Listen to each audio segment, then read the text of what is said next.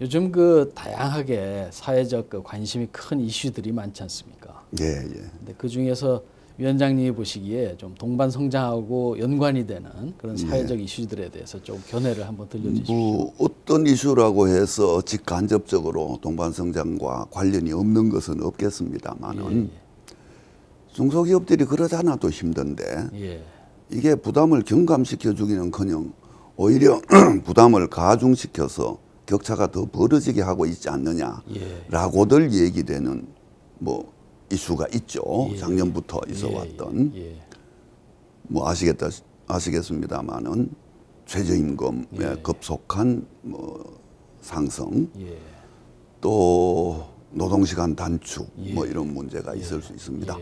노동 이슈인 셈인데요. 워낙 이게 작년부터 지금까지 아직도 중요한 이슈로 대두가 돼 있어서 현재 우리 사회의 사회적 이슈 그러면 그 문제를 빼놓을 수는 없을 것 같네요. 뭐 물론 미리 말씀드리지만은 이 이슈만이 진짜 중요한 이슈인지는 다른 문제입니다. 그러나 현실적으로 가장 중요한 것처럼 대두되어 있으니까요. 우선 최저임금 문제를 말씀을 드린다면은 분명히 속도가 너무 빨랐던 것은 사실입니다. 최저임금이 너무 빠르게 상승하면 바로 그 최저임금 제도에 의해서 수혜를 주고 싶었던 그 저임금 노동자 계층이 해고될 수 있는 위험에 처한다. 뭐 이런 건 다 아는 사실이거든요. 뿐만 아니라 그렇게 되면은 그분들의 해고가 안 일어난다고 치더라도 그분들의 구매력은 늘어날 수 있겠고 그것을 통해서 소위 말하는 소득 주도 성장을 추진할 수도 있겠으나 반면에 그 담당하는 주체가 누군가 늘어났으면 누군가 적어줘야 되니까요. 주체가 바로 그들을 많이 고용하고 있는 영세 자영업자들이다. 이분들의 사업 소득이 줄 수밖에 없거든요. 이러다 보니까 원했던 결과는 못 낳고 기대한 미리 계산하지 못했던 부작용들이 크게 나타난 것 사실인 것 같습니다. 그렇긴 한데요. 따라서 속도 조절해야 되죠. 그리고 다양한 형태의 보완책들을 부작용 방지책, 부작용 대비책들을 패키지로 내놓아야 하는 게 사실이고요. 거기에 미흡했던 것은 정부가 뭐 비판을 받아 마땅하다 생각을 합니다. 다만 그 논의가 너무 강화되다가 보니까 우리가 지금 우리 수준에 너무 넘쳐나는 높은 수준의 최저임금을 지향하는 것 아닌가 이런 반성들까지 하는데요. 그 부분은 그렇게 볼 수는 없다고 생각합니다. 속도 조절은 하되 지속적으로 최저임금의 인상을 위한 노력도 병행되어야 한다고 생각합니다. 이게 작년에 그렇게 올라가지고 16.4% 이렇게 올라가지고 비로소 우리나라의 최저임금 수준이 OECD 평균 수준에 왔거든요. 평균 임금의 41% 정도입니다. 높은 나라들은 평균 임금의 51% 이런 수준까지 이미 가 있는데 아직 갈 길은 멀었다라고 말씀드릴 수 있습니다. 아까 OECD 평균 수준이라 그랬는데요. 이것도 더 엄밀하게 보면 그중에서도 가장 수준이 높은 나라들, 주로 북구라파 나라들, 이런 나라들 8개 나라는 아예 최저임금 제도가 없습니다. 최저임금 제도가 없어서 그 나라들의 최저임금이 더 낮단 말이냐. 그게 아니고 최저임금 제도가 없어도 그들의 노사교섭 시스템이나 등등에 의해서 최저임금 수준이 충분히 다른 나라들에 비해서 높기 때문에 제도로서의 최저임금 제도는 없는 거거든요. 독일만 해도 재작년까지 최저임금 제도 없었습니다. 그런데 이제 최근에 뭐 비정규직 문제 등등이 생기면서 2년 전에 독일은 최저임금 제도를 이제 도입했고 이렇습니다. 이런 나라들이 8개나 되는데 이 나라들이 실질적 최저임금 최상위 그룹이거든요. 그걸 포함하면 우리의 최저임금 수준은 중하위권이다 예. 라고 하는 게 예. 현실입니다.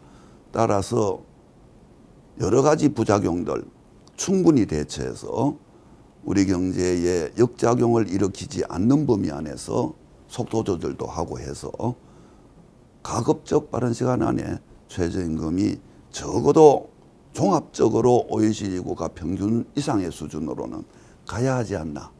근데 이 논의는 지금 하면은 설득력이 별로 없어 보이지만은 예. 여기에 대한 천착도 있어야 된다고 생각이 되고요. 예. 그다음에 이제 주 52시간. 예. 이걸 노동시간 단축이라고 하는데 물론 단기적으로는 노동시간 단축이기 때문에 많은 기업들이 어려움을 겪는 것은 사실입니다. 그러나 지금 아직까지는 법제화됐다 뿐이지 300인 미만 기업들에게는 적용이 안 되고 있거든요. 예. 예. 내년부터 이제 적용이 되는데 내년부터 적용될 때 겪을 것으로 예상되는 어려움들을 지금 논의하고 있는 거거든요. 아직 시간 여유가 있습니다. 예.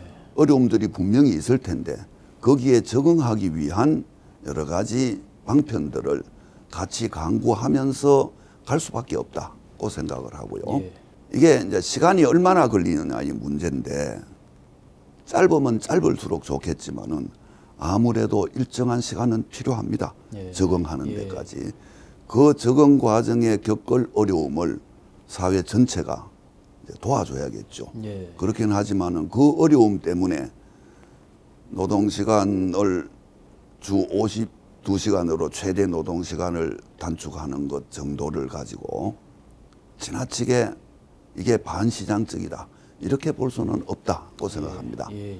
아시겠지만은 우리나라가 OECD 국가 중에 최장 노동시간을 가지고 있거든요. 예. 우리나라 노동자 한 사람의 평균적인 노동시간 1년 치면은 독일 노동자 평균 노동자의 1년 6개월 내지 7개월치에 해당됩니다. 예. 그럼 1.5배 이상 예. 우리가 더 노동시간이 길다 이런 말 아닙니까?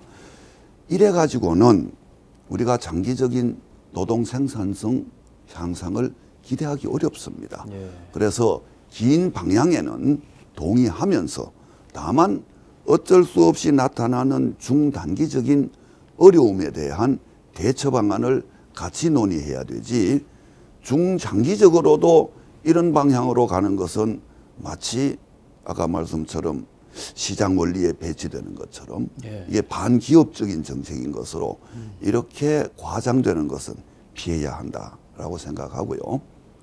자, 이런 이슈 외에 좀 미래를 바라보는 이슈도 예. 우리 사회에서 활발하게 논의되었으면 좋겠는데 그 화두가 될 만한 게 혁신성장 아닌가 싶고요. 예. 또는 혁신적 포용국가 예. 이런 개념들에 대해서 국민들이 아직 잘 모르고 있어요. 예. 포용국가가 뭔지 뭐 혁신이면 혁신이지 또 혁신적 포용은 뭔지 예. 이런 것들이 좀 더 다양한 토론을 통해서 국민 일반에게도 널리 공유될 수 있는 그런 모습이 필요하다라는 의미에서 제가 한 가지만 말씀을 드리겠습니다. 포용국가라는 건 다름이 아니고요. 우리가 가진 자원을 하나도 빠지지 않고 낭비하지 않고 배제하지 않고 다 동원하는 국가다 이 말이거든요. 예. 포용국가의 성장 정책이 뭐냐? 국민 성장이라고 하지 않습니까? 예. 그거를 흔히들 국민을 위한 성장 이렇게만 이해를 하는데요. 물론 그런 점도 있습니다. 배제하지 않아야 되니까 예. 성장의 과실이 어느 누구도 배제하지 않고 골고루 돌아가는 그렇게 되면 이건 성장론이라기보다는 오히려 분배론처럼 느껴지거든요. 예. 성장론으로서의 국민성장론은 거기에 그치지 않고 국민에 의한 성장 예. 그거를 의미합니다. 예. 다시 말해서 모든 국민들의 잠재력을 극대화할 수 있는 교육, 훈련 시스템을 갖추고 그 극대화된 잠재력이 실제 현장에 투입될 수 있도록 하기 위해서 적재적소에 배치하는 노동 정책이 이루어지고 예. 그래도 어차피 탈락될 수밖에 없는 사람들에 대해서는 포용적 복지 정책으로 예. 걸러주고 뭐 이런 얘기거든요. 예. 이렇게 되면은 포용국가 그 자체가 이미 혁신성을 가지고 있습니다. 혁신이라는 건 다름이 아니고 자본과 노동의 질적 고양을 통해서 양적인 팽창만이 아니고 예.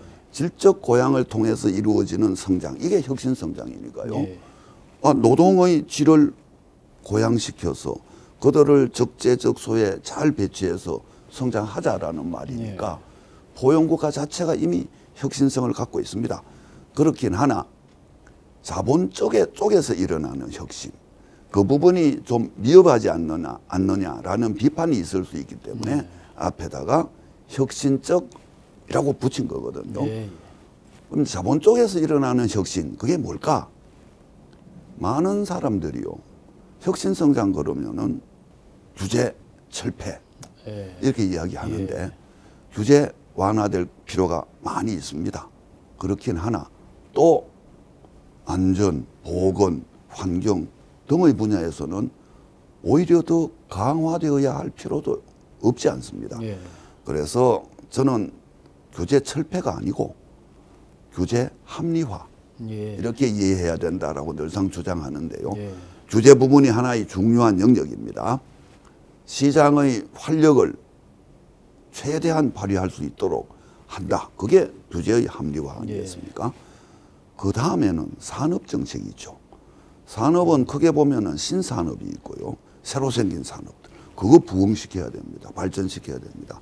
뿐만 아니라 주력 산업들이 어떻게 혁신으로 나아갈 수 있을지 이런 것들이 총체적으로 다루어진 것이 혁신적이라는 말이고요. 예. 그것을 내포하는 포용적인 국가가 돼야 한다. 이런 것이니까 이게 무슨 한두 사람 전문가들만 이야기하고 끝날 문제가 아니고요. 예.